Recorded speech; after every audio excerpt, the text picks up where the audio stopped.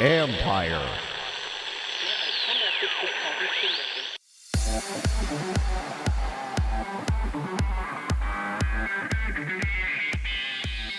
Hockey's back, yet still disrupted. It really also accelerated what we wanted to do in our technology stack and our software platform as a business enterprise. And so I think it did accelerate that for sure. And I think that's just a perfect example. It made you think that there are things to think about doing that we were thinking, 3 or 4 years or 5 years down the line, that actually it's helpful to do that now. That's Xavier Gutierrez, President and CEO of the Arizona Coyotes, who knows when the pandemic is behind us, his fans will expect a different experience. This is the Future Sport Podcast. I'm Bram Weinstein.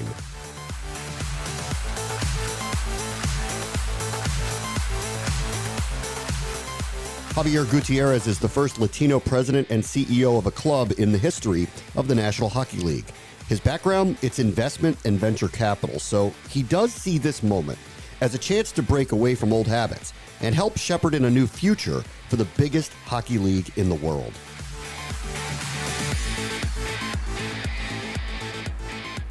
Our guest this week is the president and the CEO of the NHL's Arizona Coyotes, Xavier Gutierrez. Thank you so much for joining us, Xavier. Thank you so much for having me. Really excited to talk. Here we are in 2021. I want to get to all the initiatives that are going on with your team. It's very forward-facing and all the things that are going to be happening in your stadium. But I really need to start with, was there ever a point that you thought the hockey season wasn't going to happen due to the pandemic?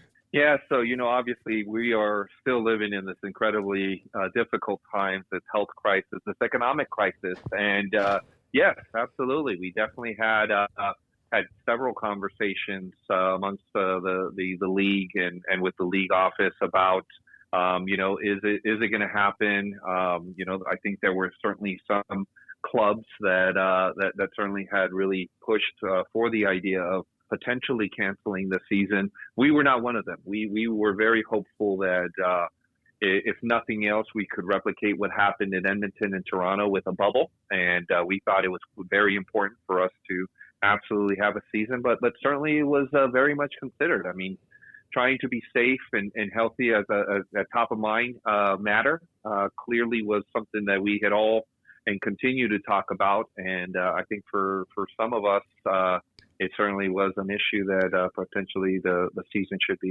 be canceled. You all have announced that you will have some fans, at least initially, a small percentage of the arena in. Can you kind of take me through the thought process of allowing fans into the arena to watch games live? Absolutely. Well, we're definitely looking at that. And, it's 20% of the NHL that's going to have. So you have about 6-7 other clubs that will be having limited capacity fans. We are one of them. It started with the city of Glendale, Arizona, has allowed fans for ourselves and previously had allowed fans for the Arizona Cardinals who also play in the city of Glendale. So they had already made that determination for them. And at the same percentage of capacity, which is about 25%, which for us is about 3,400 fans to start with. First and foremost, we have been talking about a bunch of protocols, a bunch of tech-enabled approaches to ensure safety and health are top of mind when we bring fans back to our arena.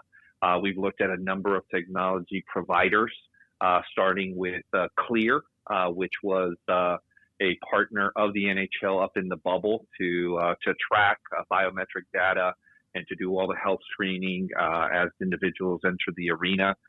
We've also been working with the manager of our arena. It's a city-owned arena. It's managed by ASM Global, which manages over 300 facilities around the world. They have this comprehensive protocol that they have been implementing in all those venues. It's called Venue Shield, and it's everything from circulation of fans, ingress, egress, sanitation, and hand sanitizer stations throughout. For us, it goes down even to folks that drive the Zamboni and having to wipe down the benches after the players go in during the intermissions of the first and second and third periods. So it's really comprehensive in terms of what they have implemented. And then for us, it's utilizing technology for a purely contactless and purely digital experience. So everything from ordering food and beverage in a grab and go situation, but ordering it all via our app, our team app, to merchandising, being able to order that too. Not even allowing clear bags, allowing no bags within the arena, and so letting folks know all of that information, utilizing all of our platforms. So it's not one thing; it's all of it that made us feel that we had definitely taken the steps to make people feel safe and healthy to come back, and the response has been incredibly positive. We are expecting, very, very, very high turnout for our games, and hopefully it is something that individuals know that we've taken very serious in terms of health and safety, and we'll continue to revisit it as hopefully things improve with vaccinations in our country. Well, I'm sure you're going to have high turnout. I speak for all of us saying we want something to do, and going to an NHL game sounds pretty good to me at this point. Absolutely. Well, listen, it's going to be an unprecedented season. I'm tired of using that word, but, Yeah. but it continues to be useful. For us, it's a sprint. I just had a meeting with all of our broadcasters. It's 56 games in 116 days. It is not a marathon. It is going to be a sprint. It feels like almost sort of Roman gladiator style. We're going to throw everybody in it, and whoever doesn't get mauled by the bear or eaten by the lion and stands up at the end and holding the Stanley Cup above their head is going to just deserve it. Yeah, that is something. This is kind of maybe out of the realm of your expertise, but I am curious with that and biometrics and load management and these types of conversations that are happening with maintaining health and recovery of a team.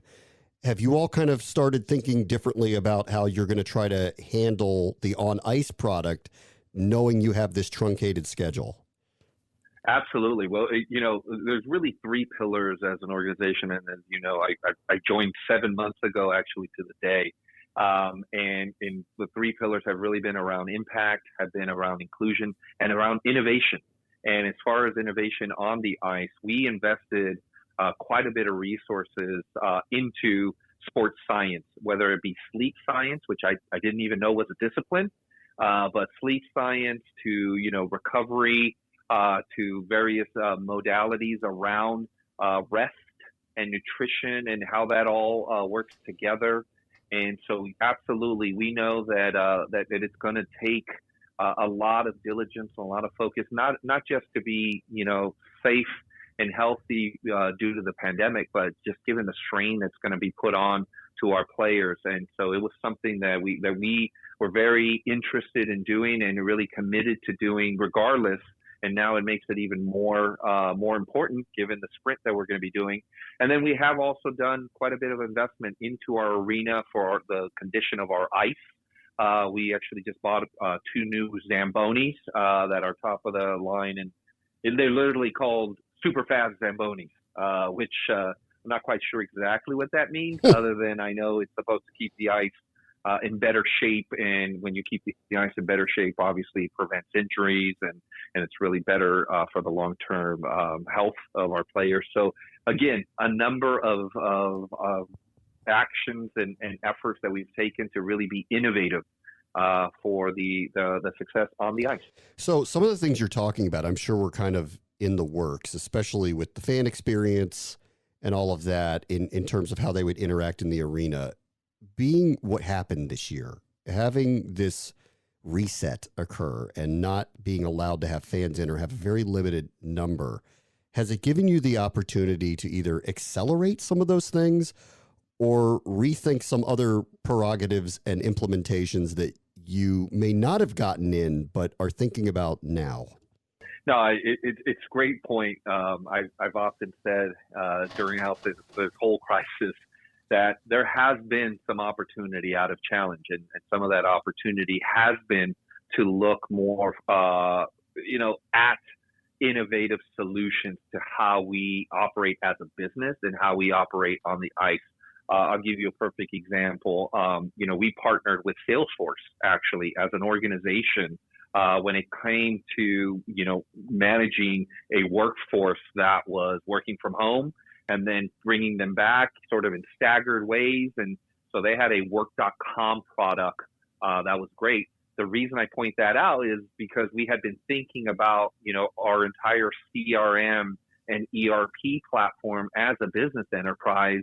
And by utilizing that for the crisis, for the health information, it really also accelerated what we wanted to do in our technology stack and our software platforms as a business enterprise. And so I think it did accelerate that for sure. And I think that's just a perfect example. It made you think that there are things to think about doing that we were thinking, 3 or 4 years or 5 years down the line, that actually it's helpful to do that now.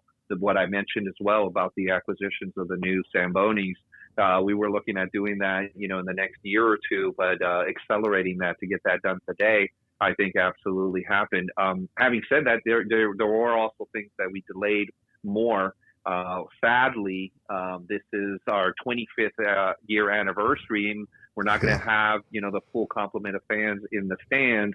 And so we've had to actually elongate the celebration over the course of 2 seasons, which obviously is great, but it is a little disappointing that we couldn't have a full house to kick it off opening night next Thursday to really start the celebration. It is really amazing. I mean, 25th anniversary, you wouldn't have the crowd that you would have for something like that to celebrate. I mean, I live outside of Washington, D.C. The Washington Nationals won their first World Series and had an empty stadium in what was the first game following that World Series. I mean, it's a bizarre time that we're in. Mm-hmm. Yeah, no, that's it's disappointing more than anything to do that. But obviously, we're first mindful about the impact of this pandemic on our entire community. And what we've tried to do is really, again, be that community leader, really be engaged with our community, really be a resource. We reallocated a lot of our philanthropic dollars just to things that were real-time essentials as opposed to longer-term support. And so, we're all living through it. We're all living through it, rather, and trying to manage it as much as possible, and yet also be incredibly optimistic about this season and about this sport and about this team.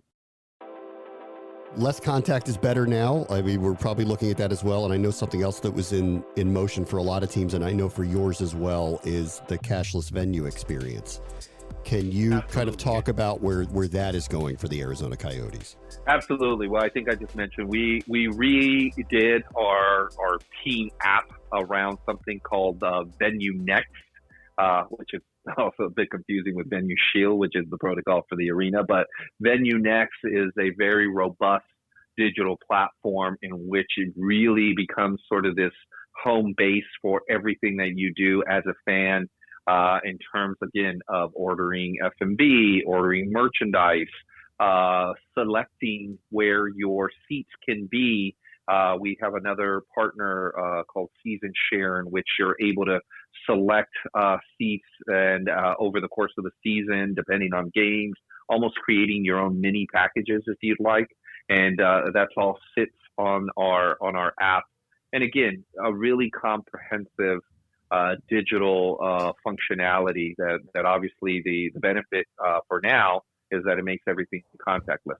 And you have flexible spending accounts, right? Like can you kind of explain how that works for fans who want to be ticket holders?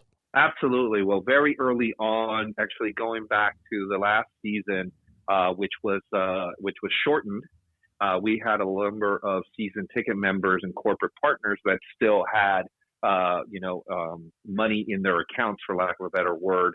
And we very quickly wanted to create flexibility while still being very engaged with our fan base. And so we came up with this flexible spending account. I believe we're the only NHL team to do so, and I think one of the few sports franchises to do so.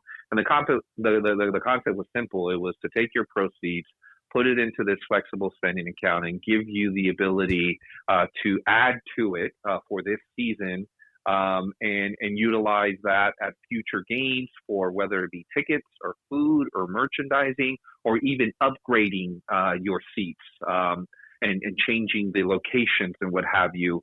We think that's actually something we want to deploy going forward.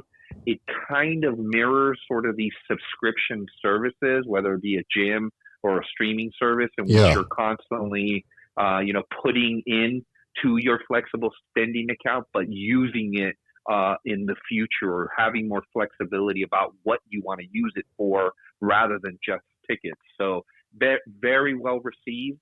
It's been very, very much one of those things that has been an opportunity out of this challenge that certainly we're going to keep in place after this. So does it remain in dollars? Does it turn into reward points? Is it CoyoteBucks? Like, what are you trying to build? Like almost like a cryptocurrency in and around the team?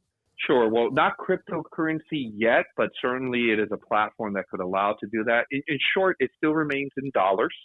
We do have something that is unique. However, you can actually gain interest on your money. So if it's $500 in your account, you'll gain 3% interest on it. Anything above 1,000, you'll earn 5% interest. So it is something that people are able to make. It's an interest-bearing account almost. And it's something that gives you more flexibility about what you want to utilize your proceeds for. So it's not just tickets. It could be merchandise. It could be food. It could be parking. It could be, so other things that not just, are limited to tickets. But what it does for us is it gives the fan more power for what they want to utilize their proceeds, number one. Number two, it gives us this consistent revenue base in which you are having fans put in dollars and proceeds into that account on a monthly basis. And then three, it gives us a lot of data in terms of people's spending habits, which, as you know, data certainly has a lot of value. I mean, it's really interesting. We've talked to a lot of other CEOs and people in your position, and especially in sports, what they're finding out, the modern sports fan, is that they didn't know that much about them other than they really liked hockey and they really liked this team and they were of this typical specific demographic. But what you all are learning now is how well-rounded the fan actually is and that you can serve them in many ways, correct? Absolutely. We're, as I said, it's really one of our core tenets to really be innovative and knowing your fan, connecting with them, being engaged with them in as many ways as possible, knowing them through data, understanding and analysis is really, really important. It really shows, where sports is evolving, right? And it is an incredibly high profile, but also very forward thinking platform that we have being a sports franchise. And we're really trying to be at the forefront of utilizing tech-enabled business services and business products to really make that fan experience, to really make that engagement and the entire experience that much better. And so I'm excited about that. We also have a partnership with a firm called Stellar Augo that basically does big data capture and analysis so that we can continue to really craft the experience and personalize it.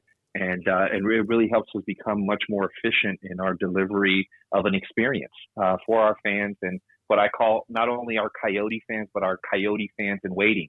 It really also helps us craft and tailor our outreach to those that may have never come to a hockey game or may have never been to our arena. And it really allows us a strategic sort of direction about how to capture them. Okay, the last thing I want to ask you about is just engagement.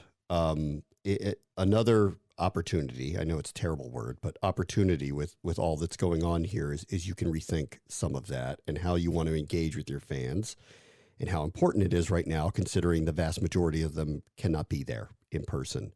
How do you view engagement during and then hopefully post-pandemic? Sure. Well, I think about it in three ways. The first is that it really just raises and elevates the importance to have engagement with fans online, right? So utilizing social media, digital platforms, our app, our website, even our radio partners and television partners.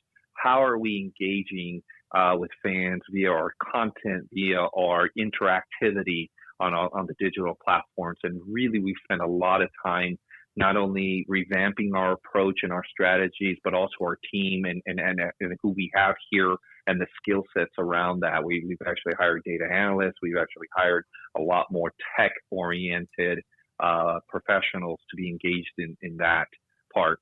Second, it really has also forced us in a good way to rethink how we engage with fans offline. So how do we utilize, for example, our youth hockey department to go after non-traditional communities and to say, how can we come out to you to have you be engaged with our team and utilizing this sport, this incredibly passionate sport of hockey. So I think it's also forced us to be more innovative in thinking outside the box about how we, whether it be our hockey clinics or our philanthropic efforts to have that engagement.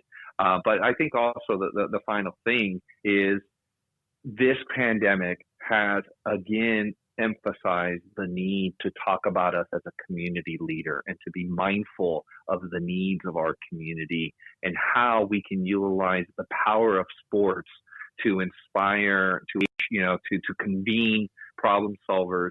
And so I think it's been another component of that engagement, so anchoring our engagement in what can we do for others as we create that sort of soul and that beloved connection and that emotional attachment to us as an organization. So I think that all of that has really been accelerated due to this pandemic. Xavier Gutierrez is the president and the CEO of the Arizona Coyotes. Thank you so much for joining us. Thank you for having me. Really appreciate it. And go Yotes. On the next Future Sport podcast, an ex-NFL player from the late 80s has spent his career modernizing coaching for a quarter century. And sitting there saying, okay, how do we derive this information from these fields? And do we actually need this field? Do we actually need this information? It's going to be reflective in a report. It's important to the head coach or the coordinators. And now I kind of actually see that trend happening again, where guys are sitting there going, okay, well, I've got a million different data sources, a million points of information. What is actually important and actionable? What can we push to the side? That's Bob White, President and Chief Revenue Officer at 8K Solutions, where the whiteboard is coming to life. That will do it for this episode. As always, the future is now. This is the Future Sport Podcast. I'm Bram Weinstein. The Future Sport Podcast is brought to you by 3Advance, developers of sports tech apps that are AI-powered and UX-focused. So if you're looking to create some apps for your startup or your sports biz calls for some artificial or business intelligence, you should check out 3Advance. They're incredible. Go to 3advance.com. That's the number 3advance.com.